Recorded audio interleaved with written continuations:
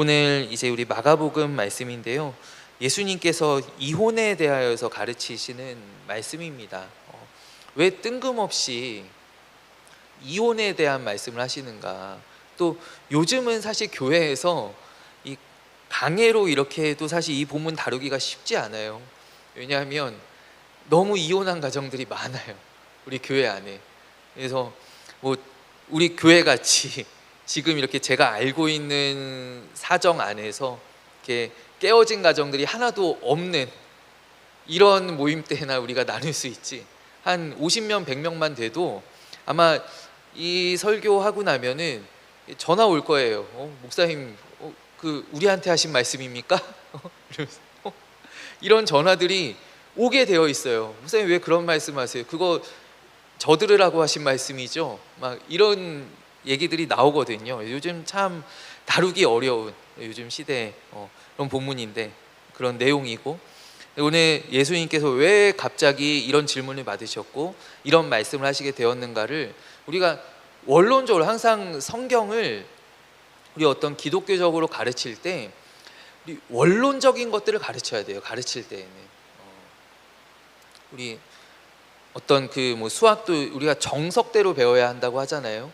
그 뒤에 어떤 예외적인 부분들, 융통성을 발휘해야 되는 부분들, 그런 것들은 다 케이스 바이 케이스이지만, 그러나 우리가 본 예배 때 나누고 다루어야 하는 것들은 가장 원론적인 이야기, 가장 정확한 이야기들, 하나님께서 하신 말씀들을 우리가 다루어야 되는 거예요. 오늘 그러한 관점에서 오늘 예수님의 말씀을 우리가 한번 생각해 보았으면 좋겠습니다.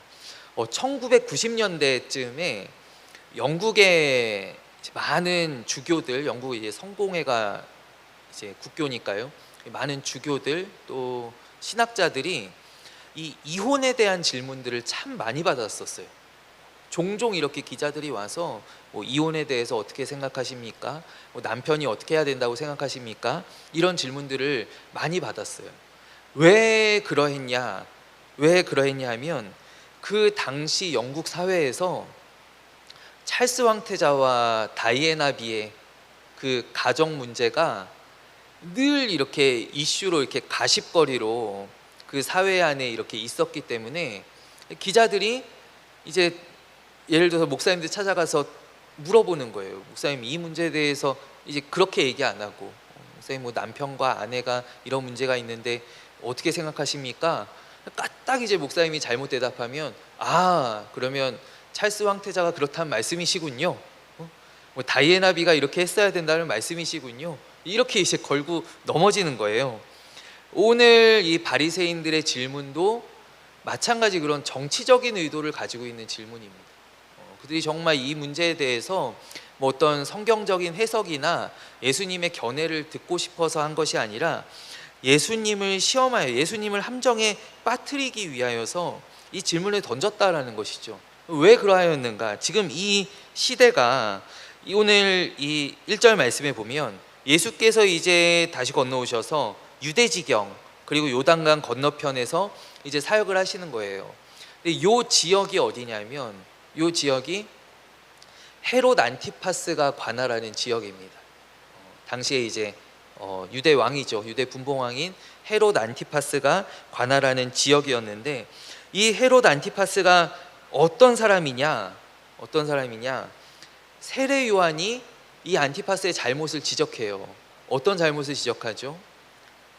이혼하고 재혼한 문제를 지적해요. 이 헤롯이 자기의 아내를 버리고 재혼을 했는데, 누구와 재혼을 했냐면 헤로디아라고 하는 여인과 재혼을 했어요.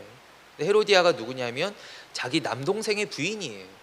남동생의 부인과 다시 결혼을 한 것을 세례 요한이 비판하다가 체포당하게 되었고, 그리고 결국 이 세례 요한에게 원한을 가지고 있었던, 앙심을 품고 있었던 이 헤로디아의 계략에 의해서 이 세례 요한이 죽임을 당하잖아요. 그러니까 이 당대에 굉장히 민감했던 이 이슈를 예수님께 이제 가지고 온 거예요. 그래서 질문 자체가 이렇죠. 사람이, 그러니까 남편이 아내를 버리는 것에 대해서 어떻게 생각하십니까? 그러니까 여기서 이제 예수님이 까딱 잘못 말씀하시면 이제 그러면 헤롯 대왕을 헤롯 왕에 대해서 이렇게 생각하시는군요 하고 이렇게 걸고 넘어질 수 있으니까요. 예. 그래서 그 문제를 가지고 예수님께 나아갑니다. 먼저는 우리가 생각해 보아야 될 것이 무엇이냐면 이 헤롯에 대해서 우리가 좀 생각해 볼 때 헤롯 이제 요 안티파스 그 아버지가 이제 그레이트 헤롯 대왕, 그러니까 헤롯 대왕이라고 해서 이 유대의 성전을 다시 지었고 헤롯 성전이라고 하는 그 성전을 이전 성전과 비교할 수 없는 그 규모의 성전을 다시 지은 사람이 이 헤롯 대왕입니다. 그리고 유대에서 이제 많은 그런 건축들, 뭐 헤로디움이나 지금도 성지 가면 여전히 남아 있는 뭐 마사다의 요새나 이런 것들을 막 건축하고 어떤 로마에 대해서 이런 독립성을 유지하면서 이 사람이 그러니까 내세웠던 그 기치가 무엇이냐면 내가 메시아다라는 거예요. 내가 메시아다. 유대인 여러분 보십시오.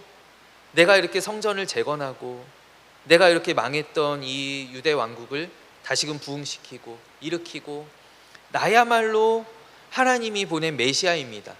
뭐 사람들이 인정을 하건 안 하건 간에 이 헤롯 대왕이 당시 자기를 메시아처럼 보이기 위해서 사실 이런 일들을 많이 한 거예요. 이런 토목공사나 성전 재건이나 이런 일들을 이 헤롯 대왕이 많이 했었어요. 그리고 그 아들이 그러니까 이제 헤롯이 그 굉장히 그렇게 펄쩍 뛰었던 것 중에 하나가 동방박사가 왔을 때 메시아가 탄생했다라는 거예요. 메시아가. 그러니까 헤롯이 그러잖아요. 나 말고 도대체 누가 메시아냐? 그러고 그곳 베들레헴 주변에 있는 2살이야 아이들을 다 죽이잖아요. 그러니까 이만큼 이제 이 헤롯 대왕은 그 에고가 내가 메시아다라는 그런 생각을, 그리고 정치적으로도 그런 어떤 캐치프레이즈로 이 유대를 다스리려고 했던 그런 인물이란 말이에요. 그런데 이제 이 헤롯 대왕의 아들이 이 헤롯 안티파스인데, 이 헤롯 안티파스가 이제 그 여기서 계속 지적하는 바 그 결혼 문제, 자기의 아내를 이제 버리고 동생의 아내를 맞이하는 이 문제 때문에 이 메시아성이 사실 훼손되는 겁니다. 정치적으로. 그러니까 이제 유대인들이 이제 딱 볼 때 어디 저런 건 메시아일 리가 없어라고 이렇게 생각을 하는 거죠. 그러면서 이제 대두되는 거죠. 그러면 하나님께서 언제 메시아를 보내주실까? 그러니까 어떻게 보면은 이 헤롯이 인정을 받지 않게 되면서 메시아를 대망하는 이러한 분위기가 점점 더 고조되었다라는 거예요. 그런 가운데에서 이제 우리가 잘 알고 있는 그런 세례 요한의 선포가 이제 곧 오신다라는 것이죠. 이제 곧 오신다.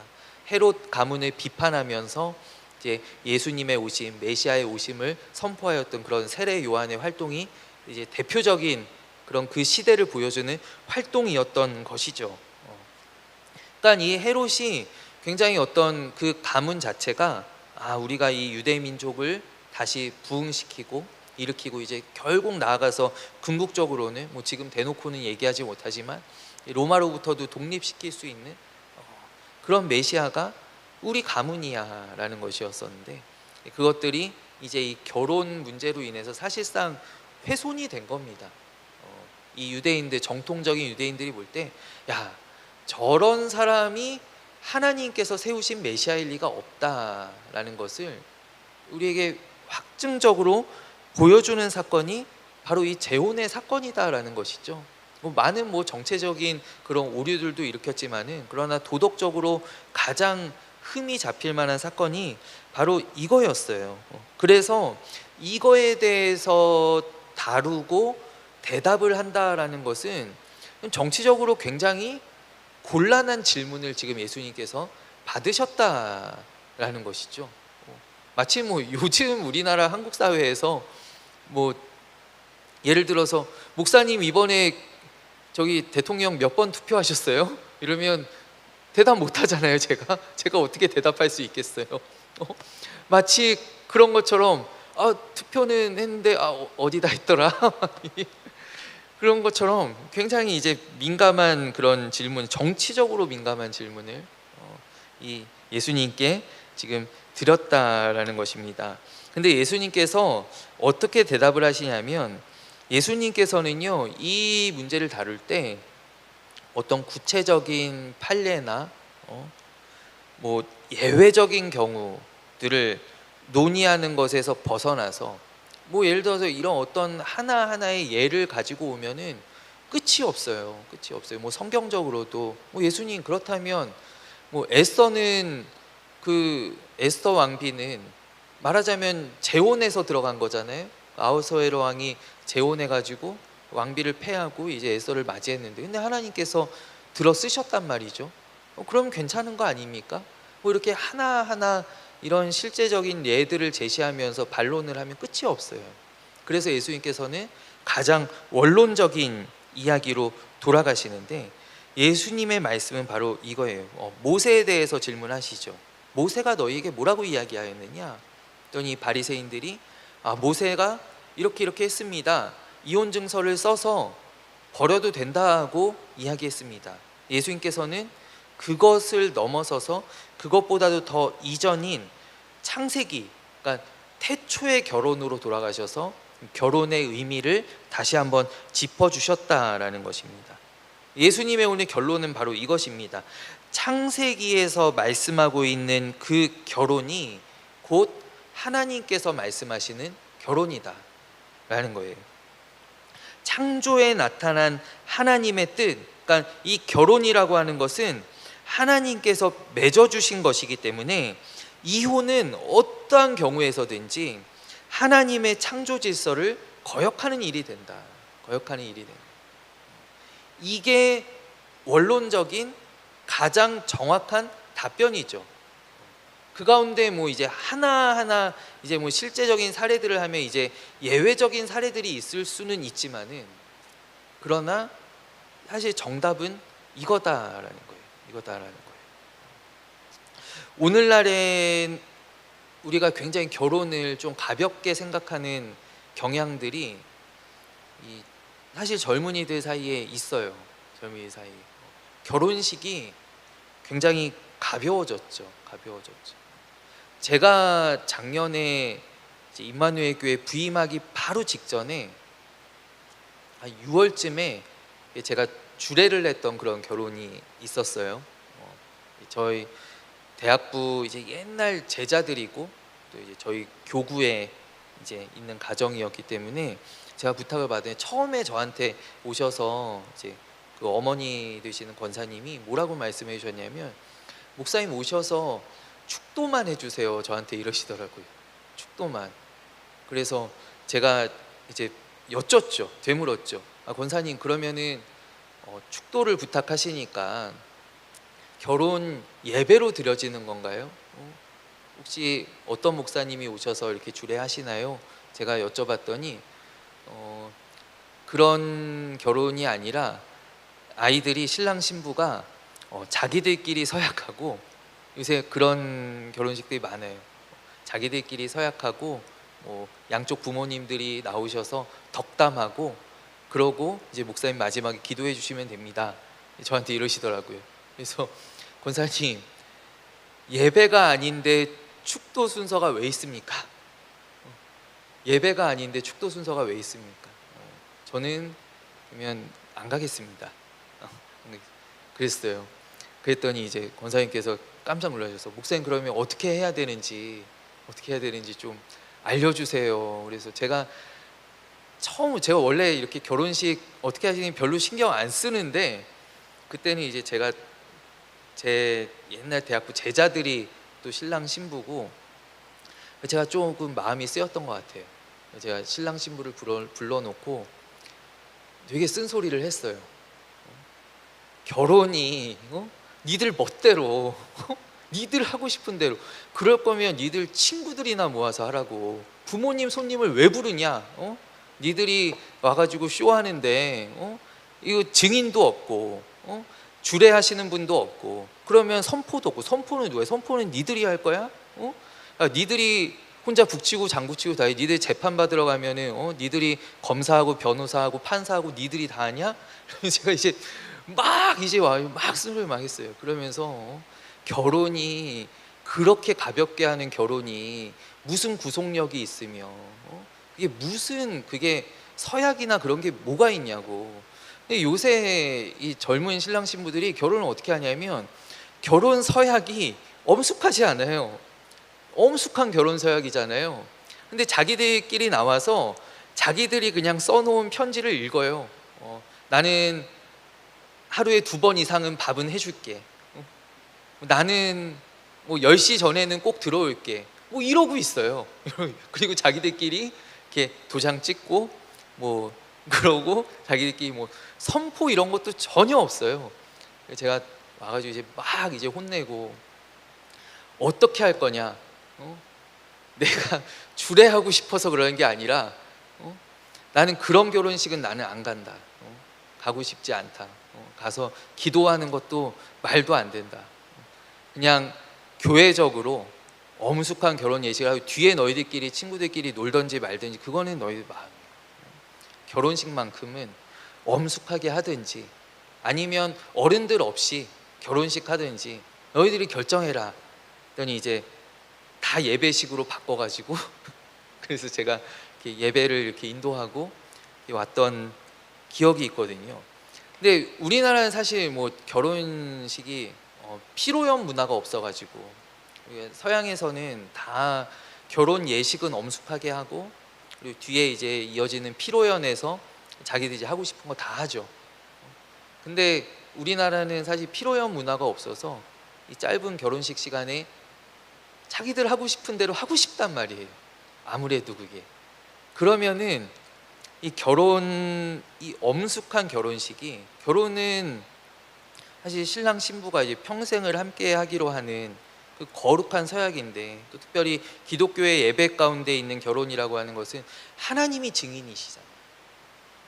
하나님 앞에서 우리가 엄숙히 서약하는 것, 맹세하는 것인데 이것을 너무 가볍게 생각하는 그런 지금 특별히 우리 한국 사회 같은 한국 사회에서 그러한 시대가 되어버렸다라는 거예요. 그래서 오늘 예수님께서는 오늘 이 말씀은 우리가 뭐 이혼에 대한 문제가 아니라 사실 예수님께서 하시는 원로적인 말씀은 결혼의 재정의입니다. 결혼이 무엇인가라는 거예요. 결혼에 대한 우리의 생각들을 다시 한번 하나님께서 말씀하시는 그 결혼에 대한 말씀으로 바꾸어야 될 필요가 있어요. 그것이 바로 오늘 이 말씀이다라는 것이죠. 그렇다면 모세는 왜 그러하였냐? 모세는 왜 허락하였는가? 모세가 허락한 것은 오늘 예수님께서 말씀하시기를 인간이 완악하기 때문에 허락하셨다라고 말씀합니다. 그러니까 다시 말하면 인간이 우리 사람들이 창조주 하나님의 그 처음 지으신 처음 남자와 여자를 맺어주신 그 하나님의 의도를 하나님의 거룩한 의도를 우리 인간들은 충족시킬 수가 없었기 때문에 또 그 가운데 특별히 선택받은 이 이스라엘 민족들까지도 이스라엘 사람들까지도 하나님의 의도를 충족시킬 수 없었기 때문에 차선책인 율법이 필요하다라는 거예요. 그 율법은 차선책이다라는 거예요. 차선책.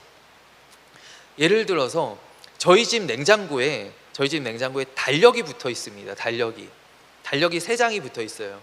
8월달 달력이 8월 1일부터 30일까지 해서 아민이 달력, 현영이 달력, 믿음이 달력이 붙어 있습니다. 이게 왜 붙어 있냐면 이게 무슨 달력이냐면 제가 아이들한테 이제 올해 해 지나가면서 제가 좀 이야기를 했어요. 그래서 얘들아 저녁에 아빠가 성경 읽을 때 아빠 옆에 와서 10분만 딱 10분만 아무 책이라도 괜찮아. 아니 아무 책은 안 되고 만화책만 아니면 다 괜찮아. 집에 있는 학습 만화 빼고 아무 책이나 갖고 와서 아빠 옆에서 10분만 읽고 동그라미 쳐놓으면 동그라미 하나당 1,000원씩 줄게 그랬어요. 그래서 한 달에 30일을 제 옆에서 책을 읽으면 3만 원을 받는 거예요. 근데 월말에 이렇게 보면 2,000원, 3,000원 받아가요. 한 2,000원, 3,000원 받아가는데 여러분 그러면요 그 달력이 왜 필요하냐라는 것이죠. 애들이 알아서 책을 잘 읽으면 달력이 필요 없습니다. 달력을 안 붙여도 괜찮아요. 저희 집 냉장고를 깨끗하게 쓸 수 있어요. 저희 냉장고에 덕지덕지 붙이는 게 싫어요. 아이들이 책을 읽으면 안 붙여도 됩니다. 근데 그걸 왜 붙이느냐? 죽어라 안 읽기 때문에 붙이는 겁니다. 죽어라 안 읽고 핸드폰만 하니까. 제가 막 이렇게 성경책 펴면서 야, 지금 아빠 옆에서 책 읽을 사람 와라 그러면 좀 이따 갈게요 이러고 제가 성경책 덮을 때까지 안 와요. 안 읽으니까 붙여놓는 거예요. 하나님께서 이게 율법을 우리가 이렇게 해야 돼요. 하나님께서 율법을 왜 주셨느냐? 율법을 왜 주셨느냐? 하나님 잘 지키면은요, 사람들이요 다 알아서 잘 지키고 서로 사랑하고 서로 돕고 예배 잘 드리고 이러면은 하나님께 율법을 주실 필요가 아예 없어요. 안 지키니까 좀 지키게 하려고 주신 거예요. 반대로 사람들이 죄를 안 지으면 필요가 없어요. 사람들이 죄를 짓지 않는다면. 근데 죄를 지으니까, 죄를 짓기 때문에 조금이라도 덜 짓게 하려고, 이거라도 지키게 하려고, 이거라도 안 짓게 하려고 하나님께서 율법을 주신 것이란 말이에요. 그래서 신약에 보면은 율법이 우리의 몽학 선생이다라고 해요. 몽학 선생. 되게 희미하게 가르친다라는. 율법으로는 절대로 하나님을 바로 알 수도 없고 하나님께 절대로 나아갈 수 없다라는 거예요. 이건 너무나 흐릿흐릿한 그냥 그림자다라는 거예요.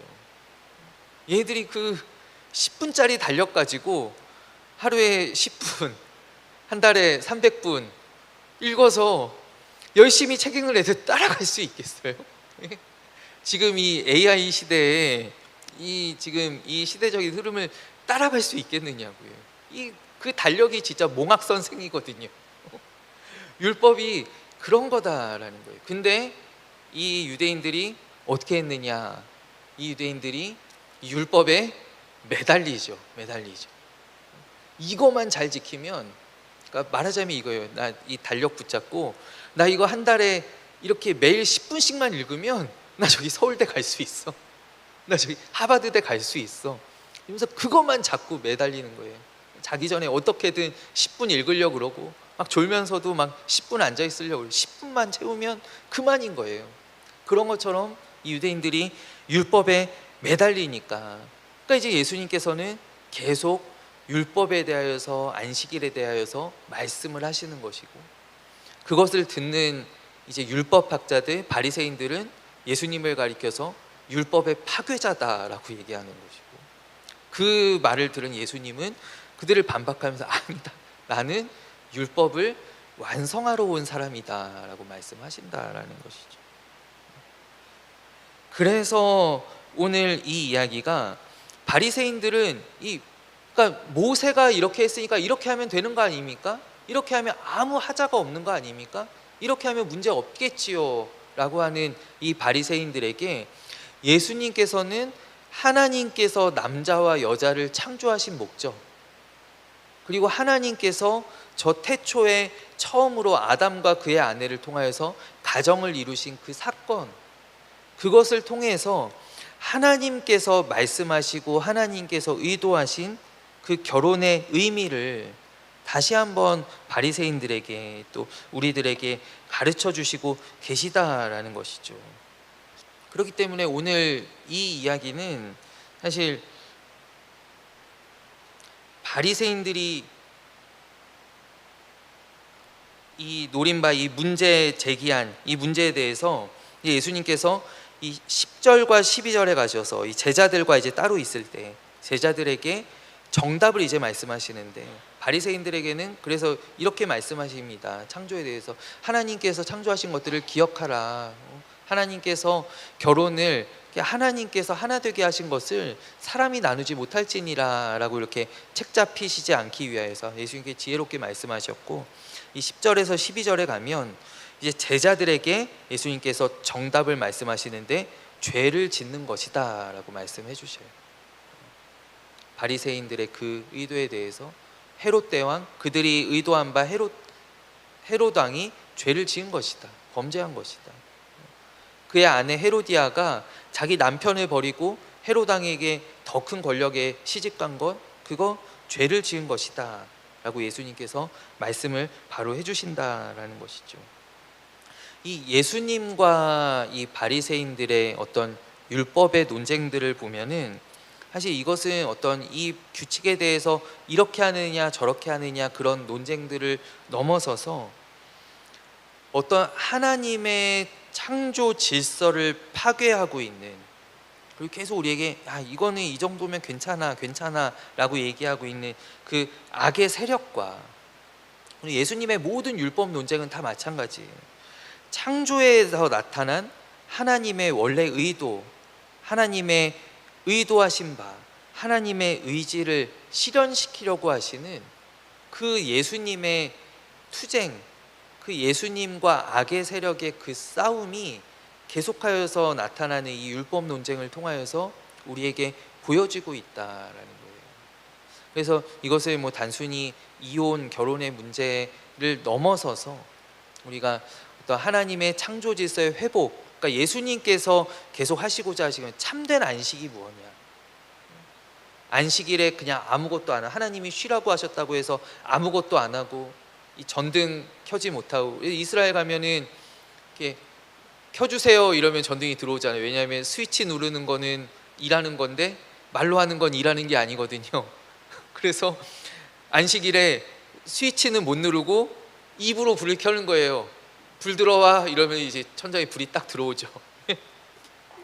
그럼 그렇게 하는 게 진짜 안식을 지키는 거냐? 아니면은 하나님께서 원하시는, 하나님께 기뻐하시는 일들을 하는 것이 하나님의 의도를 충족시키는 것이냐? 예수님께 끊임없이 우리에게 이런 질문을 던지신다라는 거예요.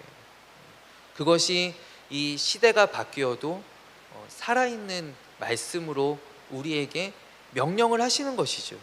우리에게 알려주시는 거예요. 2000년 전에 하셨던 그 예수님의 말씀이 이렇게 딱딱딱딱 구문으로 법칙으로 내려오지 않는 것은, 예수님께서 우리에게 가르쳐 주신 것은 늘 하나님의 의도, 그리고 하나님의 선하심, 그리고 하나님께서 우리를 사랑하심, 그 안에서 생각하여서 너희가 행하여라 라는 것이거든요.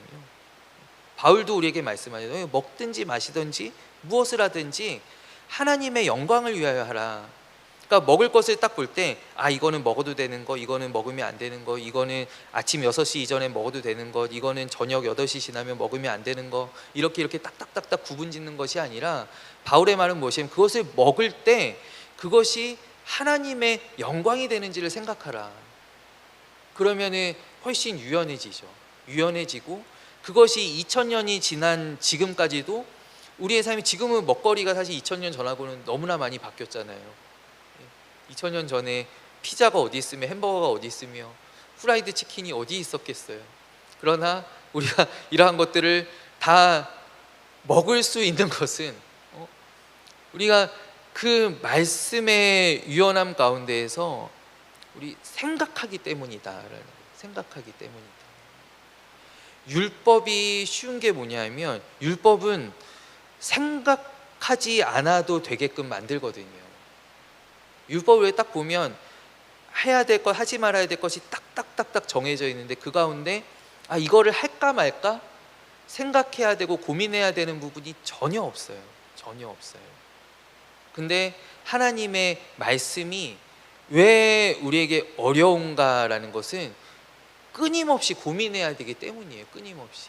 오늘 이 시대적 상황에서 그럼 지금 이러한 시대에 우리가 가정을 어떻게 지켜야 되며, 또 요즘은 진짜 뭐 옛날같이 그런 비교도 안 되는 그런 문제들이 사실 가정 안에서도 너무나 많이 일어나는데, 그러면 그것들에 대해서 우리가 어떻게 바라보아야 하며, 그 가운데에서 하나님의 뜻을 이루어가는, 하나님을 기쁘시게 하고 하나님께 영광을 돌릴 수 있는 그런 방법들이 무엇일까라는 것을 우리에게 계속해서 숙제로 던져주고 있다라는 것이죠. 그것이 바로 이 하나님의 말씀, 지금도 살아계신 예수님이 우리 가운데 역사하시는 방법이다라는 거예요. 오늘 이 이혼에 대하여서 예수님께서 그런 말씀을 주셨고요. 뒤에 어린아이들은 다음 주에 해야 되겠네요. 예. 그러니까 우리 가정들을 이렇게 생각할 때 저도 사실 가정에 어려움들이 전혀 없지는 않았었지만 많은 어려움들을 또 지나왔지만 그러나 그 가운데 우리가 사실 아빠와 엄마, 남편과 아내만 생각하면 결정들이 쉽죠.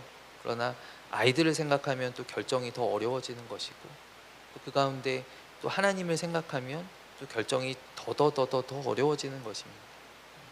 그런 같이 우리가 늘 우리의 삶 가운데에서 하나님을 기억하고 또 하나님을 바라보고 그 가운데에서 하나님을 기쁘시게 하는 선택들을 할 수 있도록 우리가 노력하고 많이 고민하고 또 기도하는 그런 우리 모든 성도님들이 되시기를 바랍니다. 우리 이 시간 함께 기도하겠습니다. 하나님 아버지, 오늘 이혼에 대하여서 가르치시는 그 예수님의 말씀, 하나님의 창조 세계를 회복하고자 하시는 우리를 향하신 또 하나님의 선하신 의도와 또 그 뜻을 우리에게 가르쳐 주시기를 원하시는 그 예수님의 음성을 우리가 듣게 됩니다. 하나님, 우리 모세의 시대보다도 비교할 수 없는 정말 완악한 시대를 우리가 지금 살아가고 있습니다. 너무나 깨진 가정들이 흔하고 또 우리 주변에도 또 우리에게도 이러한 아픔들이 또 많이 있습니다.